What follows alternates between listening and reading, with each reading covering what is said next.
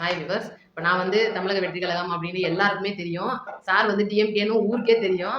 அப்புறம் எப்படிக்கா நீங்க வந்து 2 பேருமே வேற வேற கட்சியில இருந்து இன்னைக்கு நம்ம டிவிகேக்காக நீங்க வீடியோ போடுறீங்க நெறைய பேர் கேட்டிருக்கீங்க. அப்படி இருக்கும்போது சில பேர் வந்து இப்ப சாராவே இருக்கட்டும், டிஎம்கேக்காரங்க நெறைய பேர் வந்து நம்மளோட கமெண்ட்ல வந்து இன்னைக்கு புதுசா வந்திருக்கிற டிவிகே கட்சியில இருந்து கொள்கைனே சொல்லாம எந்த ஒரு பிரஸ் மீட்டுமே குடுக்காம உங்க தலைவர் பயணிக்கிறாரே, அந்த மாரிலாம் நெறைய பேர் கேள்வி கேட்டிருப்பீங்க. அந்த அவங்களோட கமெண்ட்ல இருக்கிற வாய்ஸா கேள்வி கேட்பாரு. நான் வந்து இன்னைக்கு டிவிக்கு சார்பா பதில் சொல்ல போறேன். அதுதான் இன்னைக்கான வீடியோவோட கான்செப்ட். கேளுங்க சார். உங்களுக்கு வணக்கம். என்னென்ன கேட்கணுமோ கேளுங்க. வணக்கம், வணக்கம், வணக்கம் மேடம். வணக்கம். எவ்வளவு நாளா நீங்க டிவிக்குள்ள பயணிச்சுட்டு இருக்கீங்க? இப்பதான் கட்சி ஆரம்பிச்சு ஒரு 2 1/4 வருஷத்துக்கிட்ட ஆயிடுச்சுல. விஜய் எவ்வளவு நாளா பிடிக்கும்? அது எனக்கு சின்ன வயசுல இருந்தே பிடிக்கும். எனக்கு சின்ன வயசுல இருந்து ரஜினியை பிடிக்கும். அதுக்கப்புறம் இப்ப விஜயை பிடிக்கும். நல்லது. அரசியல் சார்பா அப்படிங்கிறத விட சில கேள்விகள் எங்களுக்குள்ள இருக்கிற கேள்விகள் தான் கமெண்ட் பாக்ஸ்ல வந்ததான் கேளுங்க. கேட்கிறோம். நாங்க ஏதோ உங்கள்ட்ட ஏதோ திணிக்கிற மாதிரி கேட்கிறோம் அப்படின்னு நினைச்சாங்க. நீங்க கேளுங்க. இப்ப உங்க தலைவர் வந்து அரசியலுக்கு வர்றாரு. அரசியல்ல மக்களுக்கு என்ன செய்ய போறாரு? அதான் நாங்க தெளிவாவே அறிக்கையில சொல்லியிருக்கோமே. மக்களுக்கு என்னெல்லாம் செய்ய போறோம், எப்படிலாம் மக்கள முதல்ல நாங்க ஏமாற்றத்துல இருந்து காப்பாத்த போறோம். மக்கள் ஏமாந்து ரொம்ப ஒண்ணும் சொல்ல முடியாத நிலைமையில இருக்கு இன்னைக்கு தமிழ்நாடு அப்படின்னு எல்லாருக்கும் தெரியும். சரி நீங்க கேளுங்க. எந்த மக்கள் உங்கள்ட்ட வந்து இந்த கவர்மெண்ட் ஏமாத்திருச்சுன்னு உங்கள்ட்ட சொன்னாங்க? எங்கள்ட்ட பரந்தூர் மக்கள் வந்து சொல்லியிருப்பாங்க, பாத்திருப்பீங்க. இன்னும் வந்து நிறைய பிரச்சனைகளை எங்களோட தலைவர் வந்து தள்ளிட்டு இருக்காரு. நான் பரந்தூர்னு சொன்னோடனே ஏன்னு நீங்க கேட்கலாம். இன்னைக்கு விவசாயிகள் அப்படின்ற ஒரு இடத்துல விவசாயத்தை அழிச்சிட்டு நான் வந்து விமான நிலையம் கட்ட போறேன் அப்படின்ற இடத்துல அவங்க தொடும்போது அதனால எனக்கு டக்குன்னு பரந்தூர் வந்துருச்சு. இன்னும் நிறைய பிரச்சனைகள் இருக்கு. இப்ப கூட நீங்க பார்க்கலாம். கவர்மெண்ட்ல அவங்களோட தேர்தல் வாக்குறுதியை நிறைவேற்ற சொல்லி செவிலியர்கள், துப்புரவு பணியாளர்கள், மருத்துவர்கள் ஏகப்பட்ட பேர் போராடிட்டு இருக்காங்க. குறிப்பா ஆசிரியர்கள். ஸ்கூல் தொடர்ந்து பிள்ளைங்க எல்லாம் வந்து படிக்காம இருக்காங்க அப்படின்னா அதுக்கு காரணம் யார் அப்படின்னு உங்களுக்கே நல்லா தெரியும். ஆசிரியர்களோட போராட்டம் அப்படிங்கிறது நார்மலா போயிட்டு இருக்கு. நம்ம அந்த இடத்துக்கு போலாம். அது பின்னால போவோம். இப்ப கேட்கறது உங்ககிட்டயான கேள்வி. இப்ப இப்ப அரசு வந்து சட்டம் இயற்றும், அது மக்களுக்கானதை செஞ்சிடும். மக்களுக்கு இன்னைக்கு எவ்வளவோ நல்ல திட்டங்களை செஞ்சிருக்கு. ஆளும் திராவிட முன்னேற்ற கழகமா இருக்கட்டும், அதுக்கு முன்னால இருந்து அனைத்து இந்திய அண்ணா திராவிட முன்னேற்ற கழகமா இருக்கட்டும், இந்த மக்களோட மக்களா மக்களுக்கான சேவைகளை செஞ்சுட்டு தான் வந்திருக்காங்க. இன்னைக்கு இந்தியாவுல 2வது மாநிலமா தமிழ்நாடு வளர்ந்திருக்கு அப்படின்னா அதுக்கு இந்த தமிழகத்துல இருக்கிற திராவிட அதே அளவுக்கு கடனும் வளர்ந்துருக்குல்ல. கடன் வளர்ந்துருக்கு. நல்ல கேள்வி இது. கடன் வளர்ந்துருக்கு அப்படின்னா ஒரு குடும்ப தலைவன் இருக்கான். குடும்பத்துல ஒரு 10 பிள்ளைங்க இருக்கு. பட் அந்த 10 பிள்ளைங்களுக்கான வருமானங்களை வந்து மத்திய அரசு தள்ள, அதாவது எனக்கு அம்மா பார்ப்பாங்கல்ல அந்த மாதிரி அது வந்து மத்திய அரசு அவங்க வந்து இங்க இருக்கிற சம்பாத்தியங்கள் எல்லாத்தையுமே அவங்கள்ட்ட கொடுத்துடுறோம். அதுக்கப்புறம் நமக்கு தேவையான செலவு நீங்க பண்ணிக்கங்கன்னு சொல்லி கொடுத்துக்கிட்டு இருக்காங்க. எங்க பெரிய குடும்பத்துல இருந்து அதான் மத்திய அரசுன்னு எடுத்துக்கோங்க. இப்ப அவங்க தள்ள அப்படிங்கும் போது என் பிள்ளைகளை எல்லாம் நான் பட்டி போட முடியுமா? ஜிஎஸ்டி கட்ட மாட்டோம் அப்படின்னு நம்ம சொல்ல முடியாது. ஏன் நீங்க மாநில சுயாட்சி தானே சொல்லிருக்கீங்க. எதுக்கு நீங்க போய் அவங்களுக்கு சொல் பேச்சு கேட்டு ஜிஎஸ்டி கட்டுறீங்க? அப்ப நீங்க வந்து இந்த கட்டாம நீங்க வந்து ஆட்சிக்கு வந்ததுக்கு அப்புறம் உங்க தலைவர் இந்த மாதிரி அது அந்த டைம்ல பாப்போம். அந்த மாதிரி நாங்க வந்து மேலிடத்துல சொல்றத வந்து கேட்டுக்கிட்டு கும்புரேசாமி அப்படின்னு போட்டுட்டே இருப்பாரா அப்படின்னு எங்க தலைவர் வந்து இருப்பாரான்றத அப்ப கூட கேள்வியே அதுதான். கேட்டீங்கன்னா இப்ப நாங்க வந்து ஜிஎஸ்டியே கட்ட மாட்டோம்னு சொல்றேன். நீங்க கட்ட மாட்டோம்னு நான் சொல்லலையே. நான் கட்ட மாட்டோம்னு சொல்லல. இந்திய அரசியல் அமைப்பு சட்டத்துக்கு எதிரா நீங்க நடந்துக்கிறீங்க. அதாவது நமக்கு இப்ப உதாரணத்துக்கு இங்க சென்னையில ஏகப்பட்ட புயல் வந்திருக்கும். நீங்க பாத்திருப்பீங்க. ஒவ்வொரு புயலுக்கும் வந்து இப்ப தமிழ்நாடு அரசு சார்பா வந்து ஒரு கணக்கு கொடுத்து காசுக்கு கேக்குறாங்க. அந்த காசுல வந்து 1/4% அப்படிதான் மத்திய அரசு வந்து நிர்ணயிச்சு தராங்க அப்படின்னா அதை எதிர்த்து நீங்க ஏன் கேள்வி கேட்க மாட்டேங்கிறீங்க? ஏன் பயப்படுறீங்க? நாங்க எந்த இடத்துலயும் பயப்படல.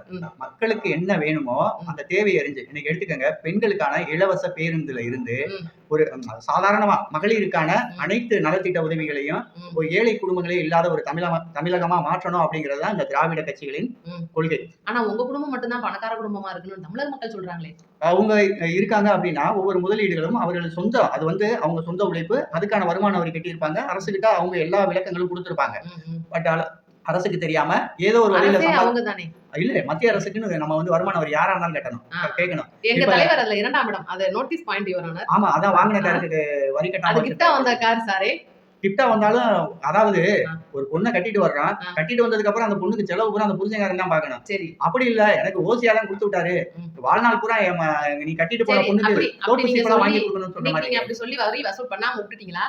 வரி கட்டி இருந்தா இந்த பேச்சே இல்ல. அன்னைக்கு கட்டவே மாட்டோம் அப்படின்னு. இப்ப உதாரணத்துக்கு ரஜினிகாந்த் வந்து கல்யாண மண்டபத்துக்கு கட்ட மாட்டான் அப்படின்னு சொல்லி ஒரு அடம் பிடிச்சாரு. நம்ம கேள்வி கேட்டோம்.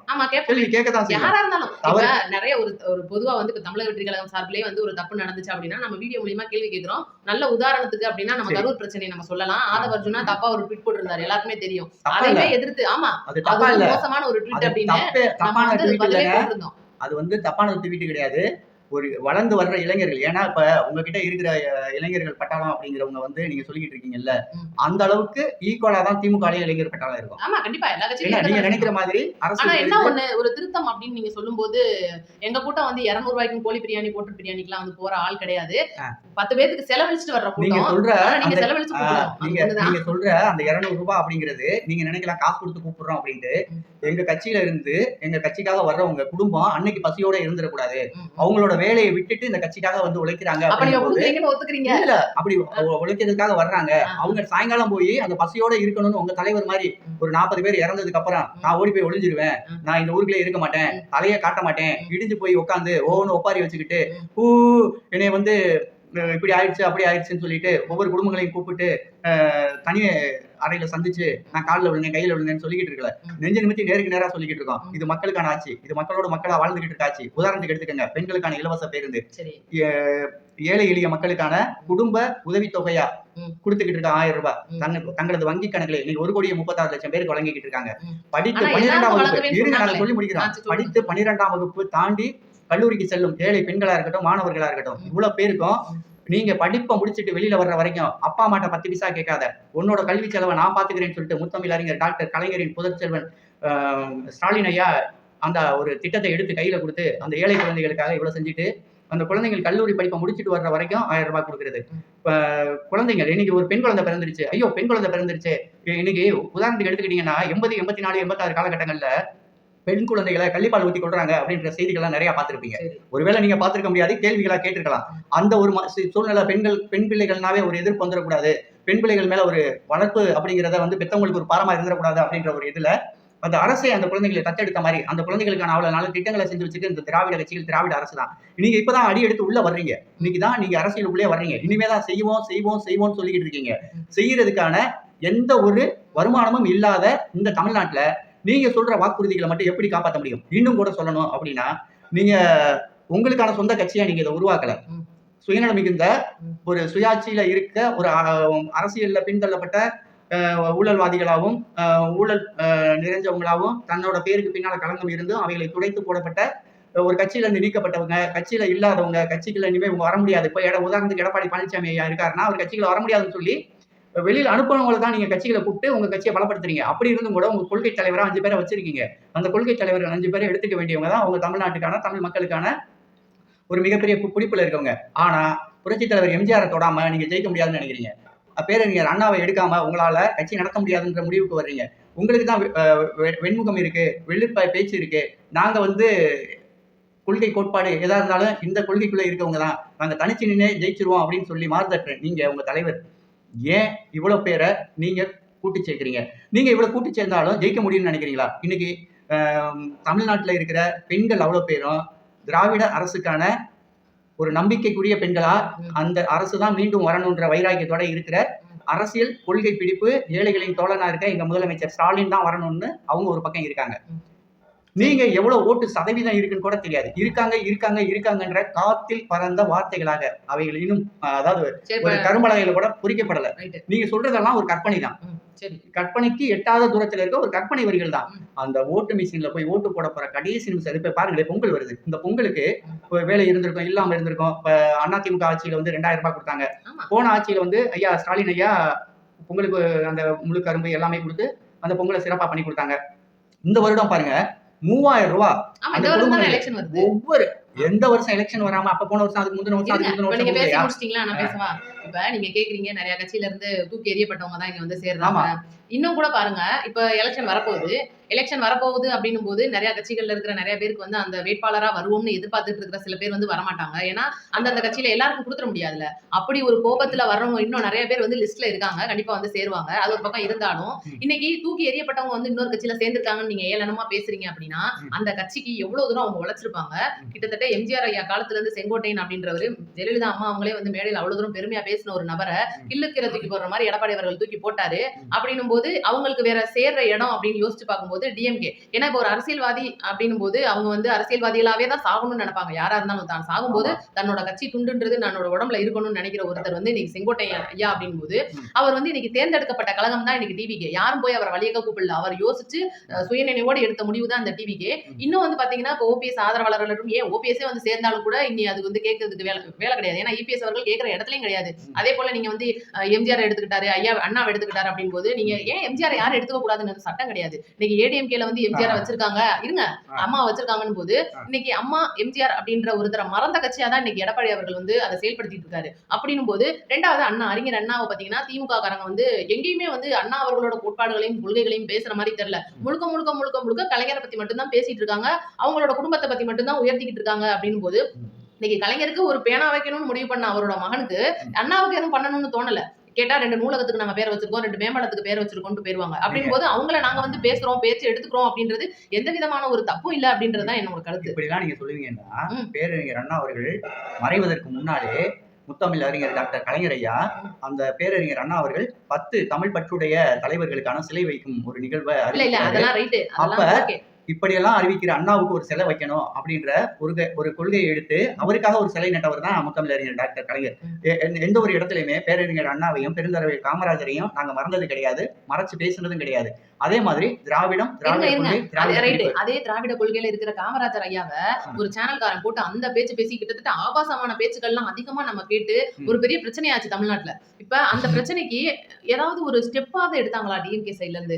அந்த கம்ப்ளைண்ட் கொடுத்தவர் தான் வண்டியில ஏத்திட்டு போறதெல்லாம் நாங்க பார்த்தோம். அப்படின் போது இதை கேட்கறதுக்கு கூட இன்னைக்கு ஸ்டாலின் ஐயா அவர்களுக்கு வந்து ஏன் அந்த ஒரு பயம் வருது? ஏன் அவர் கேட்கலாம ஒரு நடவடிக்கை ஏன் அப்படின்னு ஒரு பதிலாவது இன்னைக்கு காமராஜர் அப்படின்றவர் எவ்வளவு பெரிய கிங் மேக்கரா இருந்தவர், தமிழ்நாட்டுக்கு எவ்வளவோ செஞ்சிருக்காரு. இன்னைக்கு சீமான் வந்து பெரியார பேசுறாரு போது டிஎம்கே காரங்க எல்லாருமே பேசுறாங்க அப்படின்னா ஏன் காமராஜரை தொடும்போது நீங்க வாயவே மூடாம திறக்காம நீங்க பாட்டுக்கு எனக்கு என்ன யார் வேணாலும் பேசிட்டு போன்னு ஏன் இருக்கீங்க?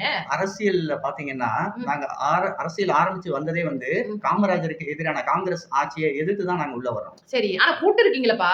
இப்ப வந்து கூட்டி இருக்காங்க. அதாவது ஒண்ணு சொல்லட்டுமா, மத்தியில் கூட்டாட்சி மாநில சுயாட்சி தான் எங்க கட்சி கொள்கை. இப்ப நாங்க மத்தியில ஏன் கூட்டணி வைக்க மாட்டேங்கிறோம், அரசு பங்குல வந்து நாங்க அவங்களுக்கு பங்கு கொடுக்க மாட்டோம் அப்படின்னு திராவிட கொள்கையில இருக்க இந்த கட்சிகள் சொல்லிக்கிட்டு இருக்கோம் அப்படின்னா இங்க நீங்க கூட்டணியில இல்லாம நீங்க நினைச்சதெல்லாம் மத்தியில இருக்கவங்க சாதிச்சிடுறீங்க.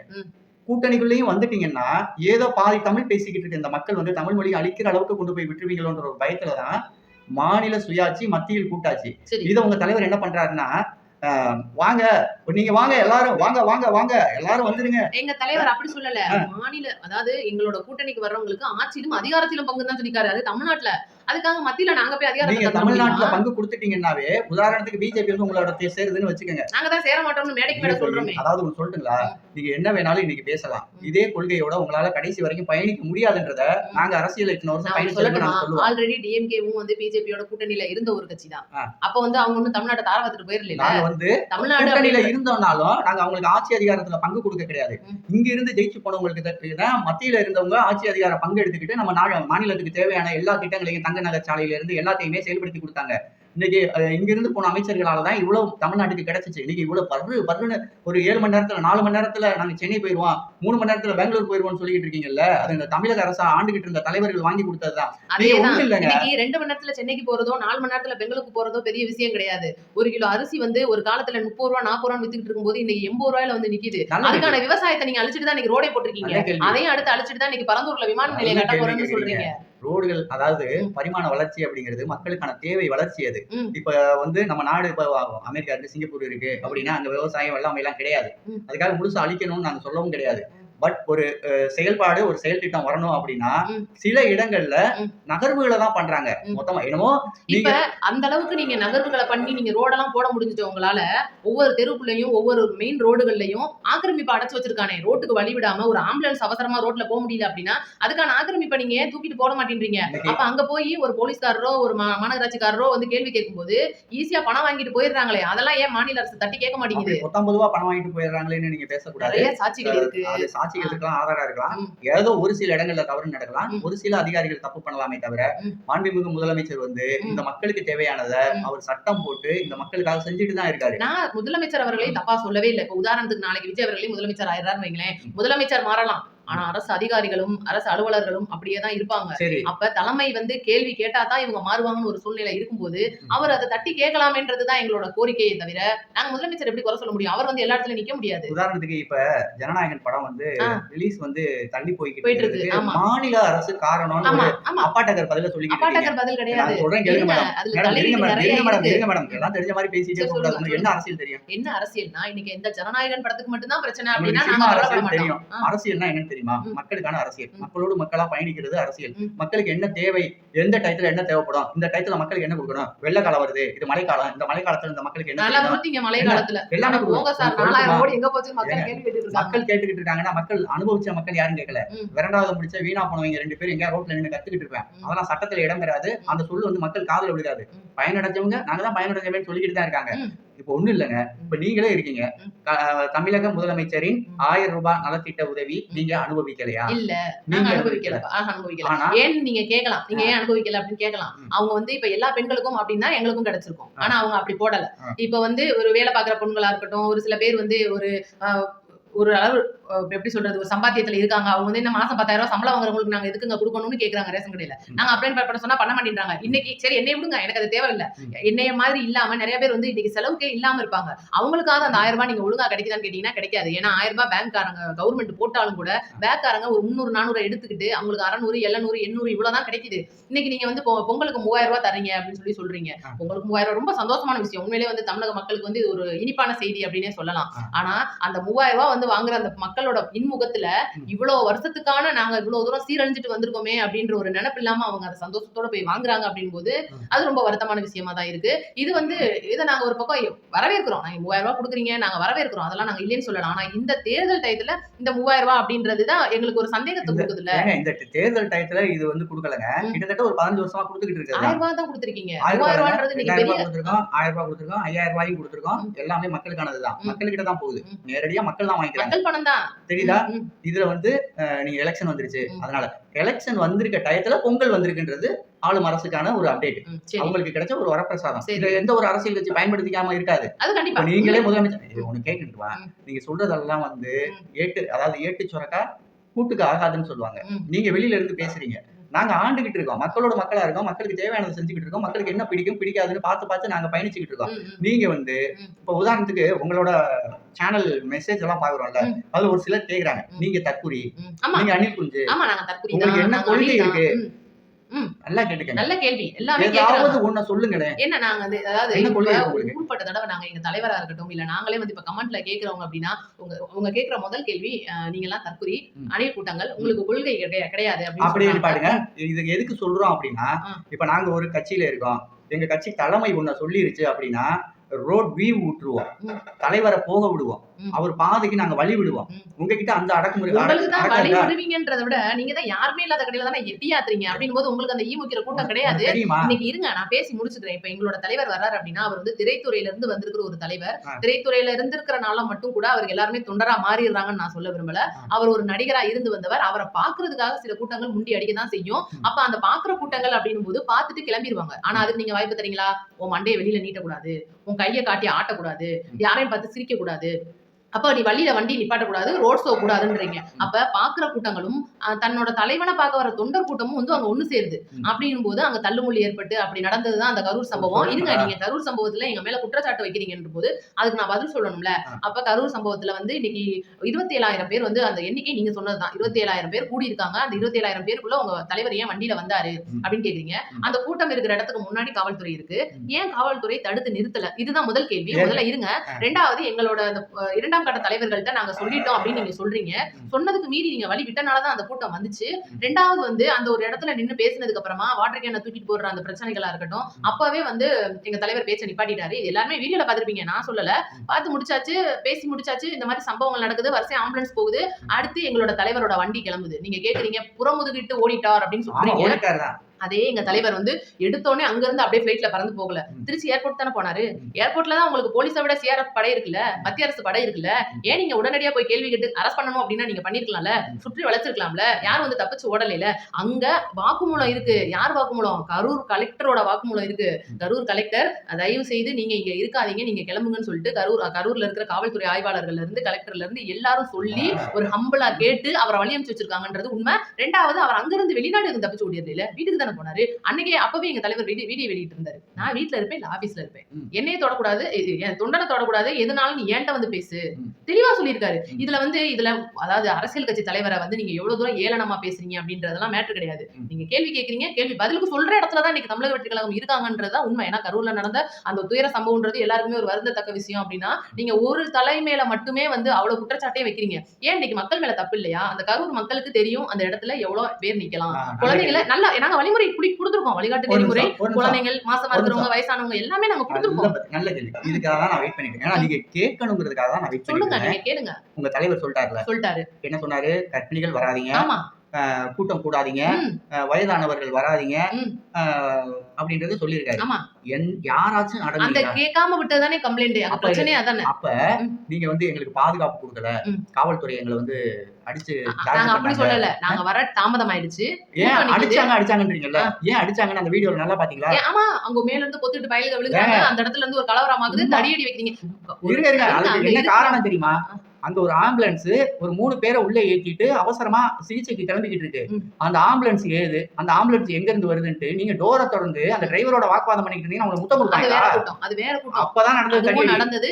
தடியடி நடந்ததுக்கு காரணம் என்னன்னு அங்க இருக்கிற மக்களே வந்து எந்த பிரச்சனை தடியடின்றது கூட்டம் நடக்கும்போது வந்தது. கூட்டம் நடந்துட்டு இருக்கையில தடியடின்றது சம்பந்தமே இல்லாம. ஏன் நீங்க கேட்கலாம், மேல எங்க தலைவர் வந்து பாட்டு பாடிட்டு இருக்காப்ல, 10 ரூபா பாட்டு, அந்த டைம்ல நடந்திருக்குது தடியடி. எல்லாமே வாக்குமூலமா இருக்கு, பேப்பர் லிஸ்ட்ல இருக்கு. நான் சொல்றேன், ஒரு 10 ரூபா பாட்டு பாடுன்னு பெருமையா பித்துறீங்கல்ல, ஒரு அமைச்சரோட தொகுதி, உங்களை விட பவர்ஃபுல் அமைச்சர் அவரு.